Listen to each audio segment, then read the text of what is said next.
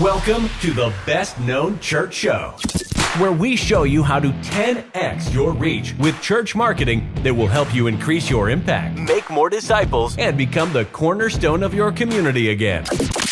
This is for the leaders with an outrageous vision, because anything less would be an inaccurate reflection of our Creator. The ones who have unreasonable faith, because you know God works unreasonable miracles. And the ones who are relentless in the pursuit of your calling, because anything less would not make a good and faithful servant. If that's you, you're in the right place. Now, please welcome your host and guide on this journey to become the best known organization in your community, Justin Nava. Welcome to the Best Known Church Show, where we're going to take you from the best kept secret to the best known in your town. A lot of folks come to me because we're running a marketing agency for churches. We're helping the church raise awareness, promote itself, get the word out, overcome the obstacles that people have, these negative concepts of what a church is, from abuse to preconceived notions to garbage they see on social media, and we have to overcome that. And the first question a lot of folks ask me is, what is the most important thing we need to do first as a church when we want to raise awareness, we want to get the word out? Maybe we're revitalizing and we need to shift from the last 80 years of history where we just kind of sat around and shrank to the new vision that God's given us. What do we do first? What do we focus on? And people will try to sell you websites. They'll try to sell you a new sign outside. They'll try to sell you their new social media course. And there's a lot of value there. I'm not saying those are bad investments, but what I am saying that if you're just starting, you're planting a church, you're replanting, you're revitalizing, or you're just getting your stuff together and looking to broadcast your church, so to speak, and what I like to call plant in the minds of your community, you need to have your priorities straight. And if you get your website together without looking at what your actual best church marketing asset is, you're going to miss a lot of opportunity of getting people to pay attention and be compelled to check out your church. So today, what I am sharing with you is how you can look at what God is doing in your church and use that to become your marketing message. And yes, we have the roadmap for you on going from unknown to best known. But even when we work with you or we teach you what to do, you have to start with the best asset you already have. You already know what it is, and you just don't realize that this is actually not just something we use as a church, but can be used to promote and raise awareness and spread the word about the church. We're going to get to what that is first, but I'm going to forget that. I'm not going to testimonies, right? Today we're talking about testimonies. This is the best marketing asset for your church. I'm not going to bait and hook you here and make you wait while I tell you a story. I'm going to tell you right off the bat here. I don't like that whole bait and wait thing. Your testimonies are the best asset for your church. Now, before you turn this off and like, okay, yeah, I got it, we need to properly talk about what it looks like to collect your testimonies. We're going to talk about what it looks like to share your testimonies, how you should share them, meaning like, should you manipulate them? By manipulate, I don't mean change the story. I'm like, change the formatting. How do you tell these testimonies? Because it's one thing to share a testimony to your church. It's another thing to share it with your community. You have to make sure that your community understands and you're not putting obstacles in front of them. Instead, you're opening a door for them. And then we're going to talk about where to put your testimonies. If you think it's only for the service stage and your website, you're wrong. There are even more I'll bait and hook you on this one. There are even more impactful ways and places you can put your testimonies that don't include your social media, that don't include your website. Of course, don't include like having someone come up on your live stream.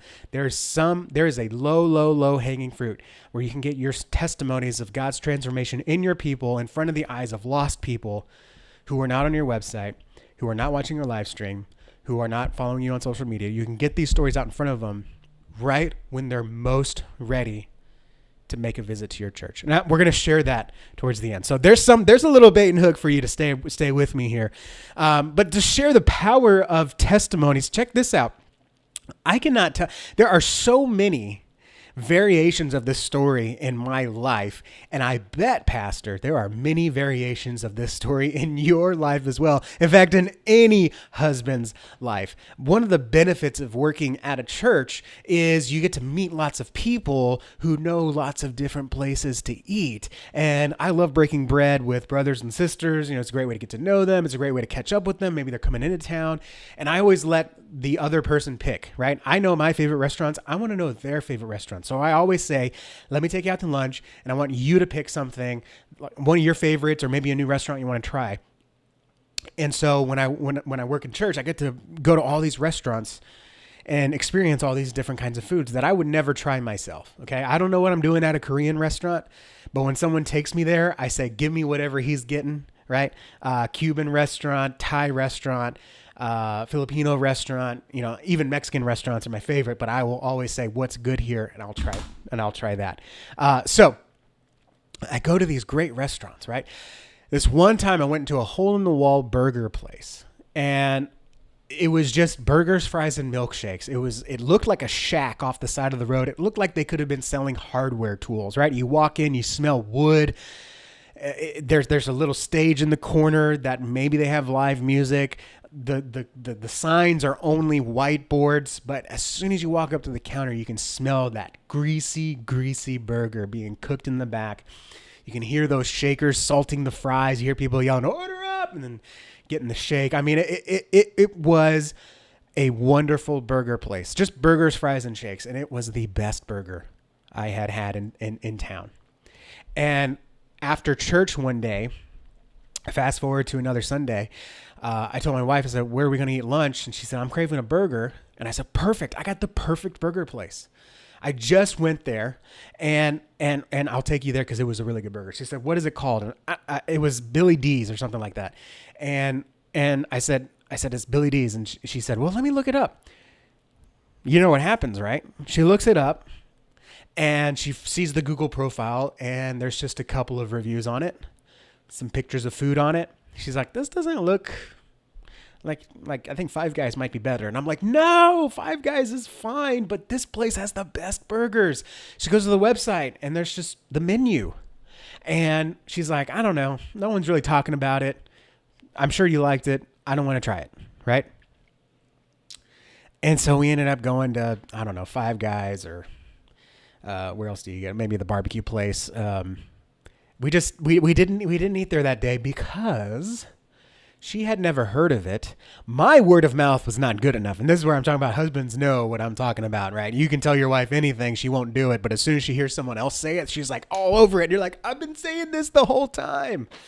It's kind of like that way with Jesus too, right? But that's a good thing.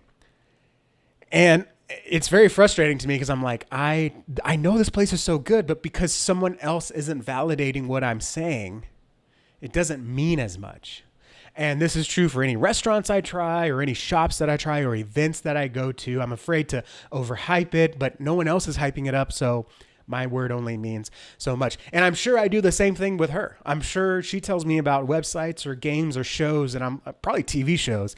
And I'm like, I don't know. I haven't heard anyone else talk about it. I'll put it at the bottom of my list. But if she tells me about a show, and I'm like, oh yeah, I heard about that on my podcast, or I saw that on TV. I saw a commercial. I'm like, yeah, let me go check that out, right? Because people are talking it up.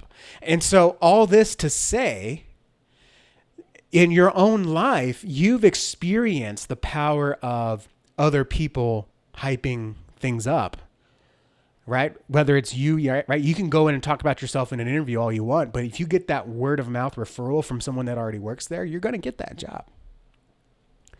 And the other thing too is that, the same is true for our churches, right? I can invite someone to church, but if they go online to check it out and all they find is a website and maybe some reviews that say friendly church, nice people, right? Where's the power in that? Where's the convincing and the compelling? Nay, as Paul would call it, the persuasion in that this is a church to actually check out. So every time I talk about testimonies, I don't want you to think of them as shallow marketing tools like a 5-star review. I want you to think of them as other people referring your church, inviting others to your church via the story of God's transformation in their life, right? We can preach the Bible all day, but a testimony has I believe, much more power in not only convincing people that there is heavenly powers and a God creator who loves us and intervenes in our lives on our behalf, despite us not being deserving of it. And we can read that in the Bible, or we can see it lived out in someone's testimony. So there is such powerful, whether it's something silly as a restaurant or whether it's something powerful like your church, what other people say about you is going to be your best, quote unquote, marketing asset.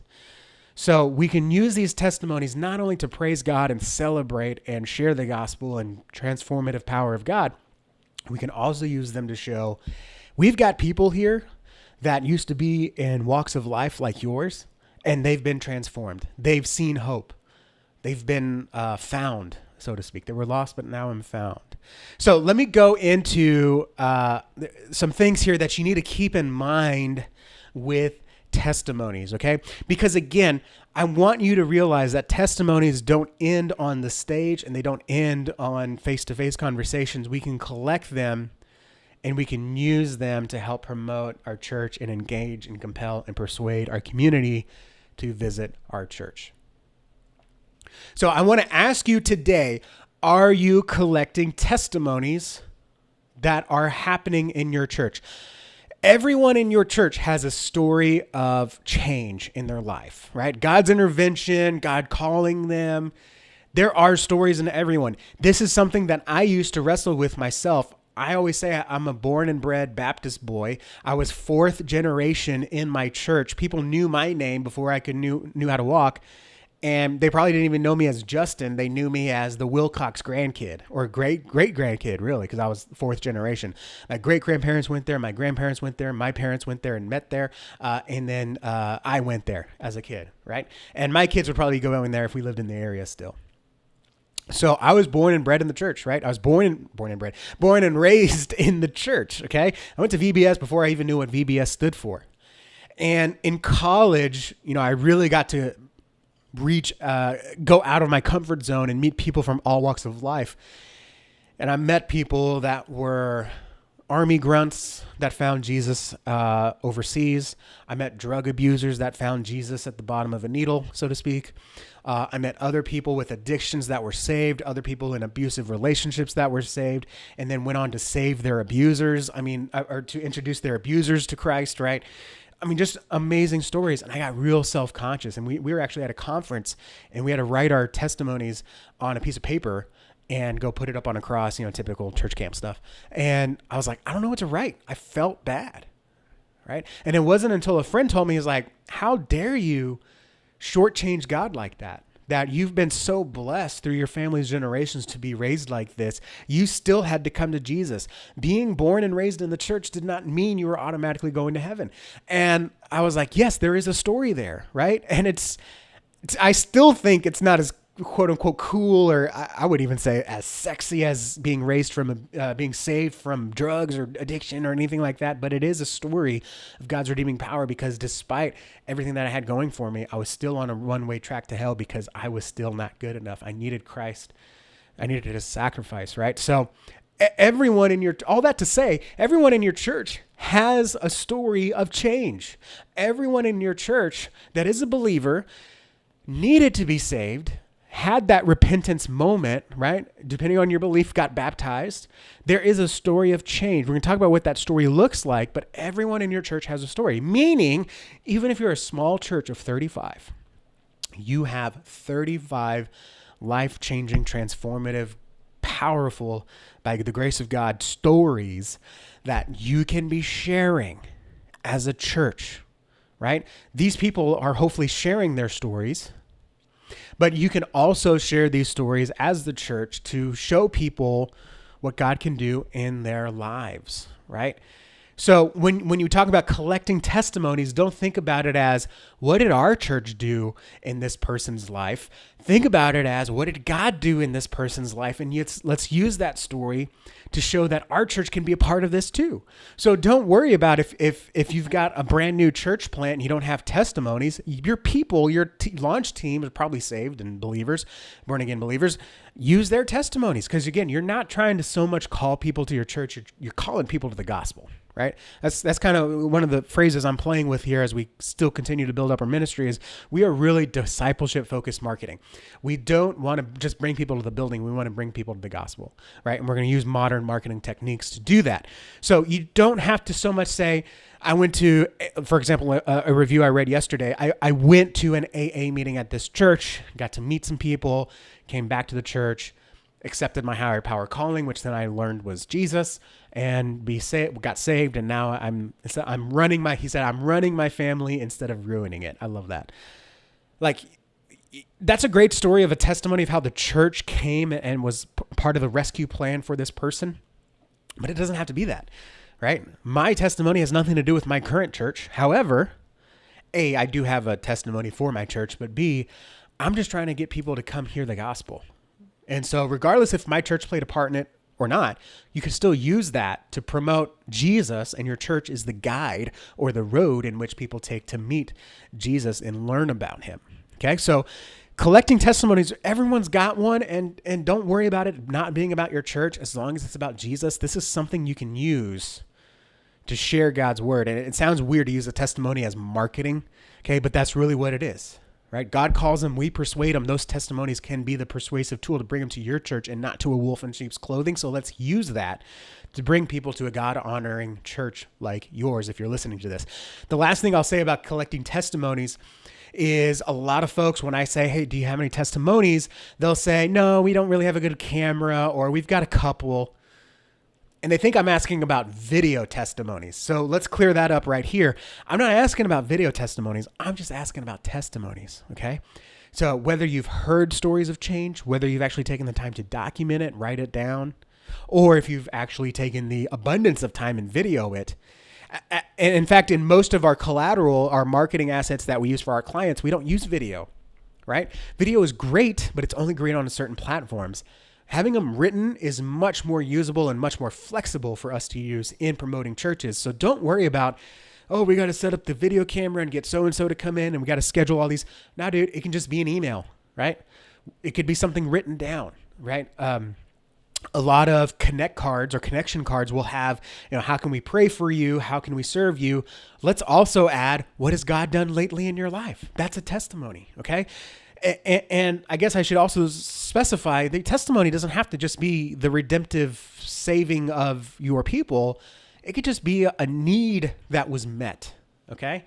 For a good example is, I love my church and I love my small group because while I was out of town on business, my wife taking care of our daughter got the flu. She couldn't take care of her. I was 300 miles away and couldn't do anything about it. Our small group came, took care of our daughter, fed her, got her to school, kept her, clean and fed and dressed for 3 days.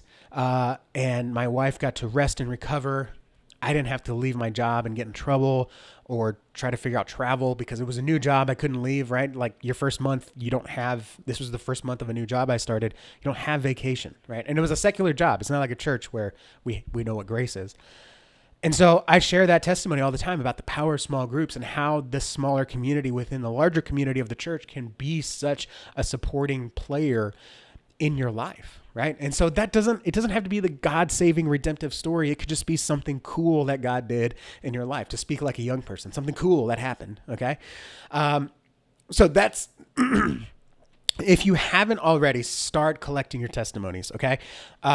You could do this in a few ways. I don't have any notes written down for this, but I'm just going to spitball here. A few ways you can do it. You can do a sermon series on testimonies, right? The power of God's story. The Bible is, of course, full of testimonies. You can share your testimony. Maybe you can do like I love when pastors, instead of preaching, they do like what do they call it? A roundtable discussion. They put a few people on stage in more like an interview discussion format. I love that.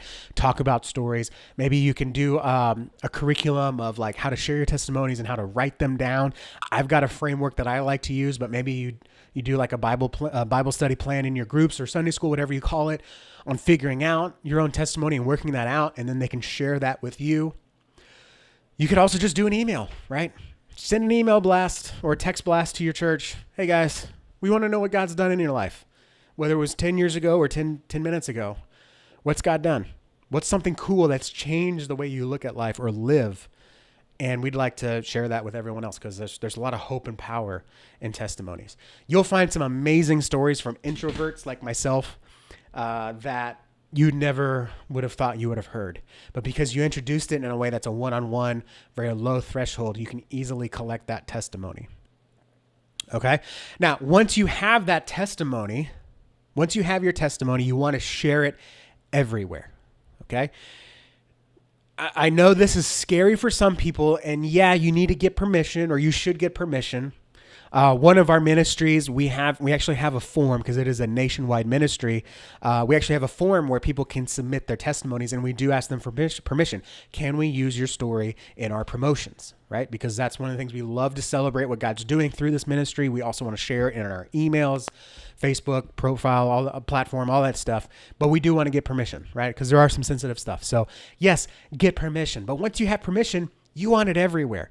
A lot of folks will stop at one place, right? And we do the after camp Sunday night. I'm sorry, Super Baptist boy here. After camp Sunday night youth service, where all the youth come up and share their testimony of what happened at camp and what God taught them and how they're living life differently now, how they plan to live life differently, and the story dies there. That's a problem. So we want these stories to be everywhere, okay? Because remember, people will hear what you say, but they will believe what others say. So if you, church, say on your website, we're a group of people living out our faith 7 days a week. Talk is cheap. But if you share the stories of how God is changing people and what that looks like and how you're supporting your community, impacting your community, saving, rescuing your people from addiction, abuse, hurt, pain, you share those stories, people will believe that you're living out your faith 7 days a week. People will hear what you say, but believe what others say about you. Okay? So just like I always say, on your website, when you say something, you need to back it up with an image. At the same time, when you say something happens at your church, back it up with a testimony. All right? Part of sharing your testimonies everywhere, which later in the show, we'll go over all the different platforms you can use to share your testimony, but part of also making sure your testimony is everywhere is making sure that you share it more than once, okay? Remember the youth night after camp? We share stories there and then they die. That story needs to be documented and shared.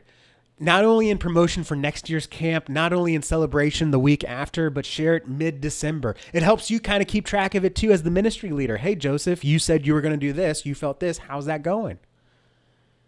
Right? There's ministry there as a part of this marketing process. Just because someone sees your testimony once or hears it once doesn't mean that they'll remember it.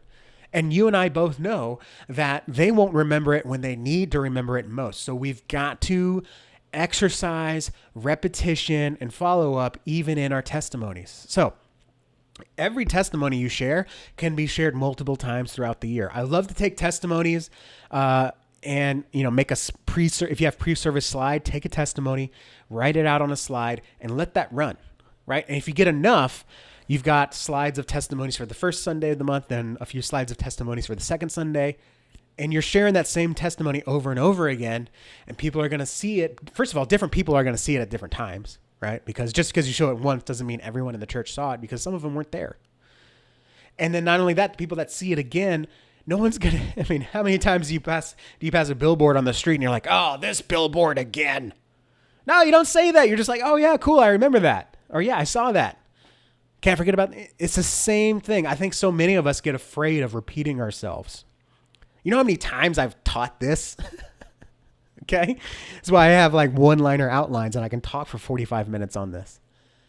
Because I'm sharing this over and over again, not just with clients, but also with you here and in our trainings and in trainings I do for other folks and coaching calls.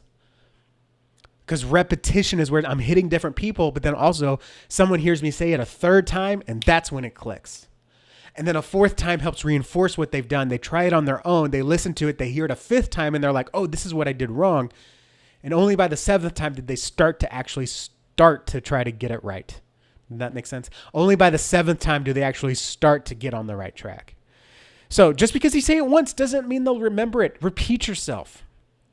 Part of being everywhere is not being everywhere all at once, but being everywhere all the time. All right. So just because it lives in one place doesn't mean that people will all see it in that one place. A good example of this is when we build websites, we always very intentionally put testimonies in the website in multiple places on the website. We'll talk about where to put it on the website in a second, but I had a testimony on the homepage, and then I had this church had so many stories. We actually built a whole page of stories and testimonies. And one of the church leaders said, well, since we have this whole page of testimonies, we can take it off the homepage. And I said, no.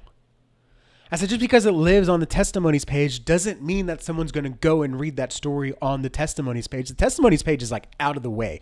It's going to take a certain kind of person to go to that testimonies page, or a certain type of strategy to get people to that testimonies page.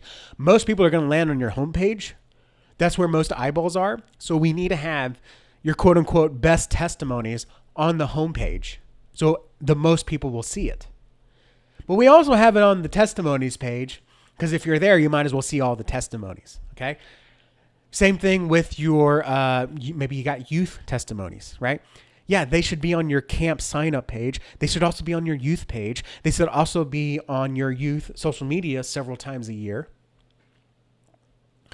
Just because it lives somewhere once doesn't mean that people will see it, right? That's why we have flyers. Maybe you have bulletin boards. If your church is in the 90s, like mine could be, you got bulletin boards at every entrance. Because just because it's at one entrance doesn't mean you're going to see it if you come in another entrance, right? You have redundancy and you have repetition in your own church. Online is the same way. Just because it lives on one screen doesn't mean it's going to live on all of them. So when you're sharing your testimonies, you got to be everywhere. Because people are going to see it in different places. People are going to see it at different times. The best way to get it in front of people is going to have it in multiple places at multiple times. And it's going to take multiple times seeing it for them to get it. Let me share with you the best way I think that testimonies can be written, specifically when you're looking at using them as a marketing tool or a marketing asset. Okay. This is what I call the definitive testimony framework. This helps tell your stories in your church more consistently. Okay. Consistency builds trust. And if I can see a before, then God, and an after across multiple lives, I can see then that maybe there's a process that this church goes through or a process that God goes through, and I can easily plug into that. But if I see multiple different stories, one is 2 lines, one is 10 lines, there's not a lot of consistency there. And so I'm like, okay, this is working well for these people. I'm not sure if it's going to work well for me. So you want to have consistency throughout your stories. I'm not saying rewrite your testimonies, but if you're going to have the opportunity to give someone some time to write their testimony, to submit it to you, or if you're putting together a video, I like this 3-part storytelling framework in the context of telling your testimony. And that's in 3-part, okay? Number 1, I was. Number 2, but God. Number 3, now I. Okay? Breaking that down, number 1, I was. Share what they were before, okay? Right? We have this in Amazing Grace. I once was lost. Okay? What does that look like? In the story I shared earlier on the show, if you're watching the video clip, I'll share that story again. A man was an alcoholic and was about to lose his family, right? Kicked out of the house, couldn't kick the habit, I guess, so to speak. I don't know if you talk about that way with alcoholism, but he was an alcoholic. He started going to AA, right? He was kicked out of his house. He had to do something because he loved his family. He was just also addicted, started going to AA, right? So that's the I was. I was addicted to alcohol and I was ruining my family. Okay. Me personally, I was born and raised into the church and I thought I had everything together. Okay. I was. That's part one. Part two is but God. This is what makes testimony so different from typical stories. Okay? But there's always a but. If there's not a but, it's not a good story, right? But the fairy godmother waved her wand. But Luke's parents were killed by stormtroopers. But Obi-Wan offered to train Luke, right? But Obi-Wan was killed. The but is always a the but is always a good storytelling framework. So don't just say and then God, right? Because but God. I was lost, but God showed his amazing grace. Okay? This gentleman was addicted to alcohol, but God became his higher power that helped him overcome his addiction in the context of AA community, right? I was born and raised in the church. I thought I knew everything, but God showed me through the actions of others that I am as much in need of his saving grace as anyone else that I thought I was better than. Right? So, but God is a huge turning point. And that also showcases, it could also be but the church, right? But the church came across and helped me with this problem. But the church said this, but pastor said this. I like that. That's fine. I just like, but God, right? But God had other plans. I know there's even a sermon series out there called But God. Okay. Great title, by the way, if you're going to do a sermon series on sharing your testimony. The third part is now I, right? This is where the transformation comes in. It's very hard to sell a workout It's kind of like selling a workout program. It's very hard to sell a workout program if you don't show the after picture. Okay. And I'm not saying this in the context of like we're selling Jesus, but we are showcasing God's transformation, transformative power, transformative grace, whatever you want to call that. So if you just say, hey, if you're addicted to alcohol, God can help you. What does that look like? Well, if you want to play incredibly stupid, but God can help you, what? He's going to pay my bar tab? What does that look like? So you have to show an after picture or a transformation. Now okay? The gentleman went to AA. God became his higher power and rescued him from addiction. Now he's back running his family instead of ruining it. And he's been sober for 7 years. Okay. I was born and raised in the church. I thought I had everything together, but God showed me that I need his saving grace just as much as anyone else that I thought I was better than. Now I am truly saved, truly born again, truly living on mission, and now I'm raising my kids with a knowledge of Jesus that even I didn't have growing up in Sunday school. And now I get to share this message with others. So there is, even in my small group story, right? I was 300 miles away from home and my wife had the flu. But God, through our small group, or you could even say, but our small group, came to the rescue and took care of our daughter, cleaned, fed, dressed, and took her to school. Now I got to work, didn't lose my job, and my wife got to rest and recover. And now, I guess you could say now I have a group of people that I can constantly rely on if I need something or if we need some kind of support and rescue to help us answer questions, to help us when life gets hard, our group is there. Right? This works because it is transformative. There is a before and after. The solution is there, God. Okay? So people can see themselves in the now and they can see themselves in the after. Okay? So if someone who has an addiction, maybe it's drugs, alcohol, porn, food, right? Gluttony, lust, whatever it is. If they have an addiction, they can see that someone else who has an addiction got past it with God. And now they live a new kind of life, the kind of life that I desire as someone with an addiction. So I can see myself in them now, and I could also see what potential God has for me if I take that next step with the church. So that's my favorite. I call it the definitive testimony framework. Okay. I was, but God, now I. Give your people some hope in their testimonies. When you share testimonies, people should be able to say, not only that's a nice story, they should also say, I want that too. What do I need to do to have a similar story? So let's talk about the best places to post your testimonies. All right, you've got your testimonies. You know that you're going to share them multiple times in multiple places.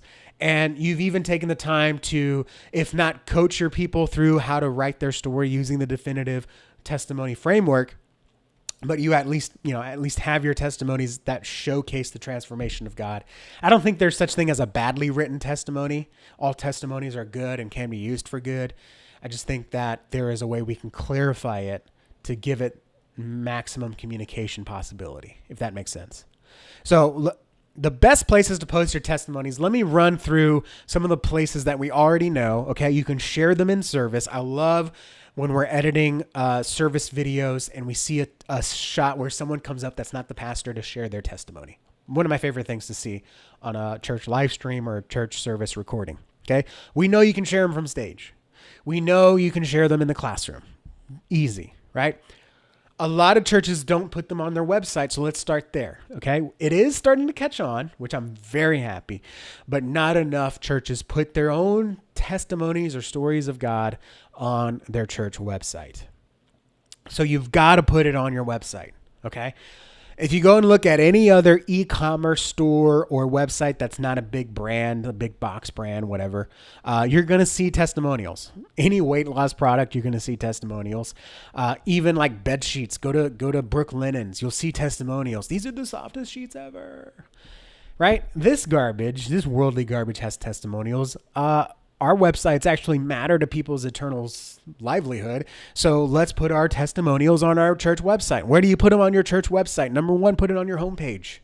It's your most visited. I think based on our latest data, 87% of your traffic to your website is going to land on your homepage first.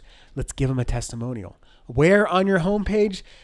Probably not the first thing, most likely the second thing.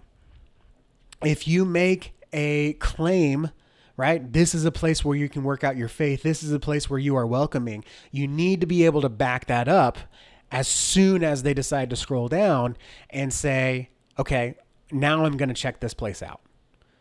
And when you have, instead of you talking, someone else sharing evidence that you are welcoming, evidence that God loves you, evidence that you're focused on people or Christ-centered, that's when you need to put that there. Number two, second thing on the homepage. Make it obvious. If you have a plan a visit page, if you are doing a I'm new, plan a visit, join us on Sundays, whatever that page is that we have, testimony should be there, right? Again, it's reinforcing the decision I've made to plan a visit. Okay. I'm not talking about that little widget you put on your site. A fly got in here. Sorry if you're watching the video. Deal with it. If you're using the widget, I'm not talking about that. I'm talking about an actual page on your website where people can see what to expect. That's the other one I was thinking of, what to expect page. What to expect on Sundays, you should have testimonies there. It's a great place to see the kind of people that I'll see. It's a great way to validate the decision I've made to check out, oh, what can I expect? Oh, look, more stories of life change. There's actually something coming around here. It almost kind of subconsciously or very subtly tells me what to expect. Expect transformation and life change, just like these people. I love to have ministry-specific testimonies on the ministry pages. If you've got a kids page, if you've got a youth page, it's a little bit tougher on the kids page. You might have testimonies of parents, but on the youth page, you'll put testimonies of like, dude, I thought high school was it. God's it, right? Whatever those stories are, put them there. Small groups page. If you've got a missions page, put stories of what you've done or what God's done through your church. And these can be written testimonials. They can also be video. They both have their pros and cons, okay? Or actually, they both have their own unique pros. I don't want to say there's a con to either one of them. Text is a pro because you can read it anytime, right? And you can scan it and be on your way. Video has a pro because you can actually tell the story in depth. I can actually be more engaged with it. And it's good because it keeps people on your site longer, which is a positive signal to Google to rank your website higher. So they're both, obviously both are good. They're just good for different reasons. All right. If you have enough videos, this is a good problem to have, and you're like, man, where do I put all these videos? Make a testimony playlist in your media page. If you have a media page or a sermon page, make a playlist of just testimonies on that page. And then people can go watch, if they so choose, they can go binge your testimony videos. I love that. Number 2 that you're probably already doing but not doing enough is your social media. Okay. I love seeing stories on social media. You don't share them enough, meaning don't share one story and then never share it again. You can share the same story at least 4 times a year on your social media, right? Ideally, you're not just copy pasting it. Maybe one is a text, one is a screenshot of like the email they sent you. One is a nice, I use sovisual.co for my like if I want to take text and turn it into an image, looks really nice. So you can do an image like that, maybe a different image. I mean, you could throw it into Canva and come up with 100 different ways to make that story look good in a graphic, right? And then maybe one of them is a video. You can share it multiple times throughout the year on multiple platforms. Just because you see it share a story on Instagram doesn't mean they'll see it on Facebook. All right. And if you have video, TikTok, Reels, YouTube, you don't have to get the camera on that person to share the story. That's ideal.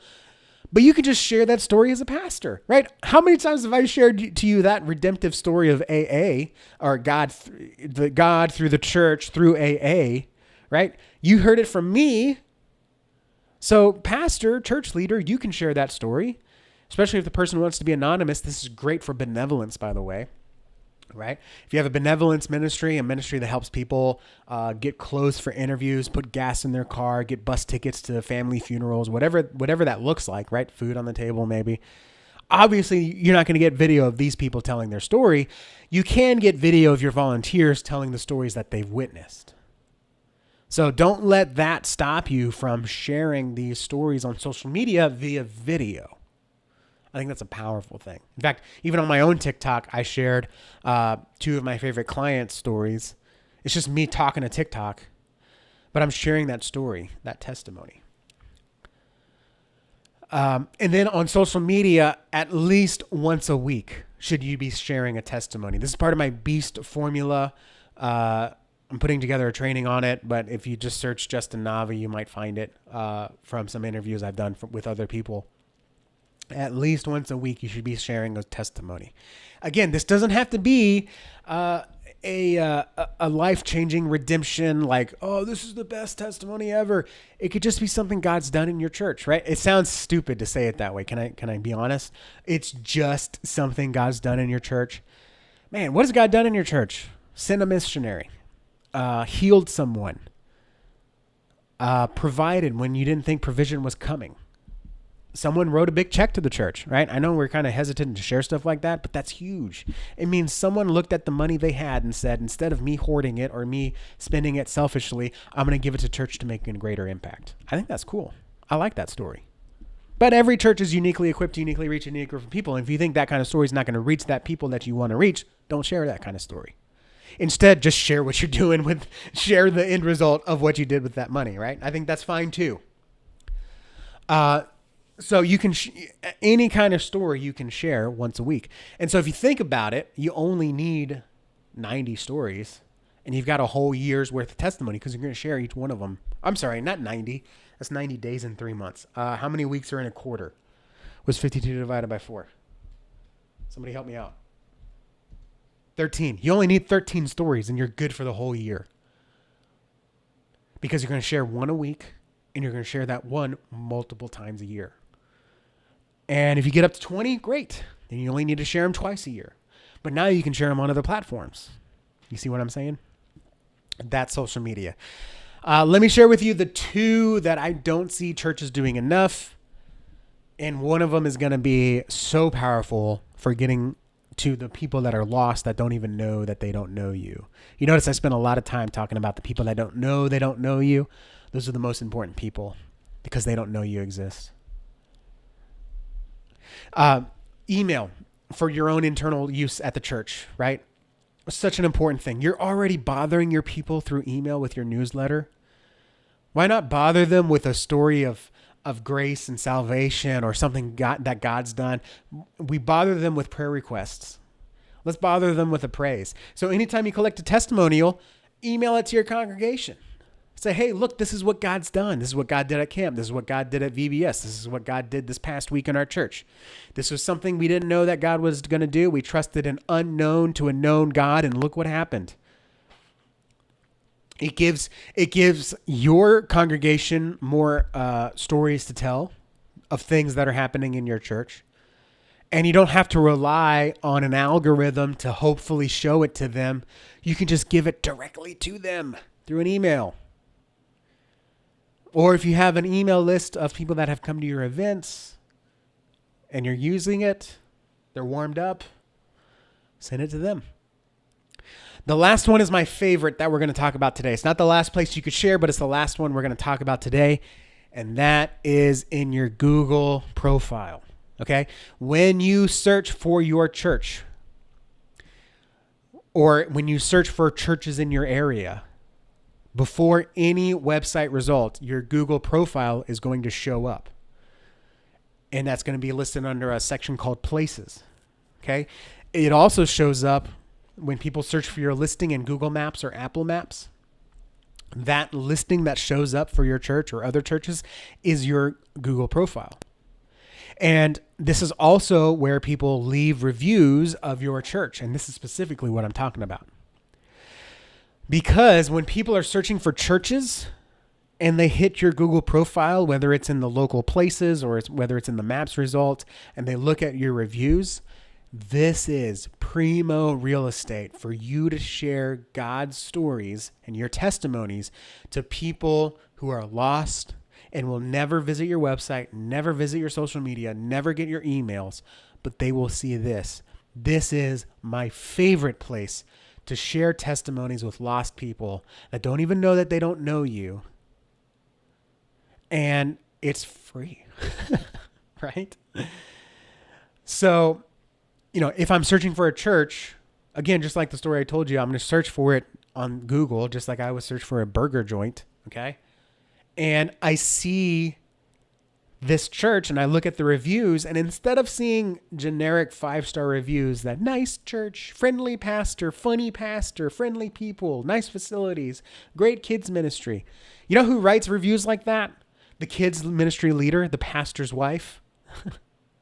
People that have been at that church for 40 years. Instead, if I see a review that says, I was addicted to alcohol and on a path to be kicked out of my house or be divorced. This church opened its doors on a Tuesday night. I checked out AA. They shared that I'm in no power of my own to quit this, but instead I need to recognize a higher power, and that power is God, who I then learned about actually died on a cross and saved me. And now, through God, I quit the habit. I've been sober for 7 years. I'm now running my family instead of ruining it. This church is the real deal. This church knows compassion. And if you need rescuing and you've tried everything else, this is the last thing you'll ever have to try. 5 stars, right? And then you get the 5-star review there.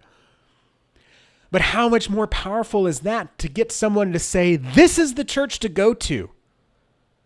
Not the one with fancy pictures and the city's biggest slide.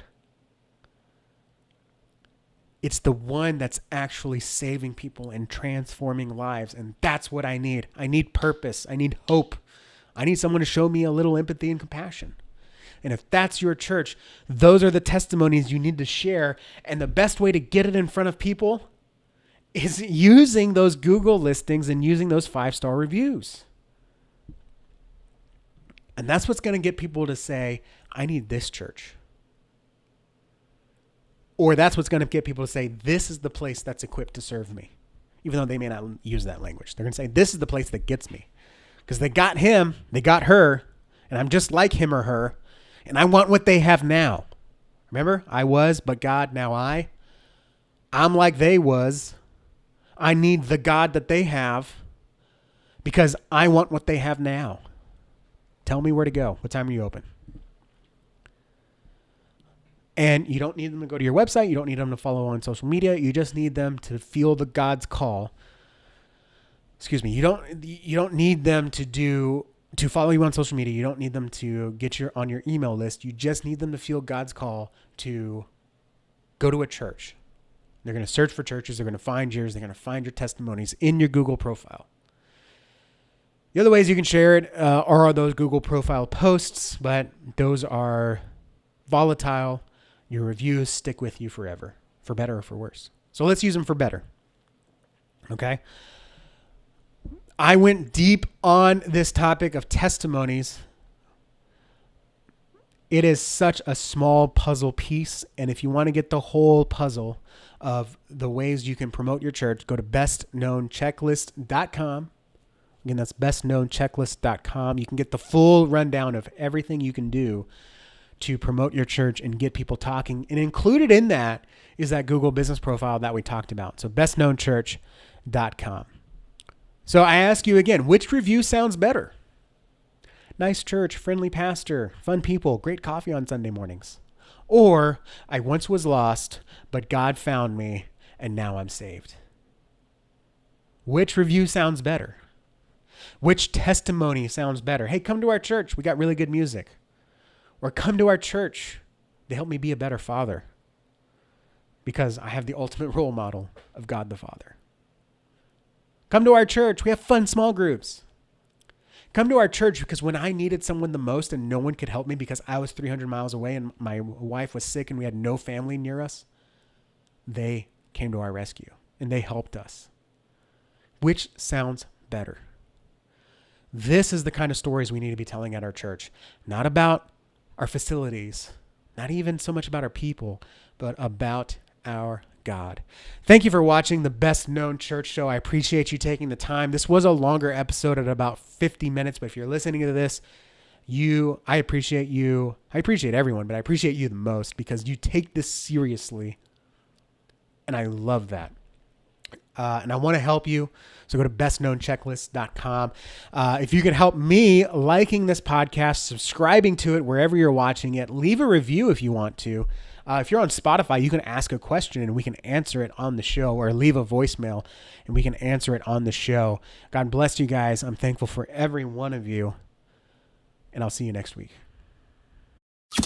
That's going to do it for today's episode of the Best Known Church Show with Justin Nava. Be sure to subscribe to stay updated on the latest news, strategies, and resources that you need to reach 10x more people and become the best known in your community. To send us a message or leave a voicemail for Justin to be played on a future show, visit thebestknownchurchshow.com.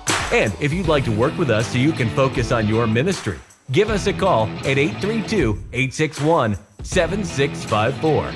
Until next time, stay outrageous, unreasonable, and relentless.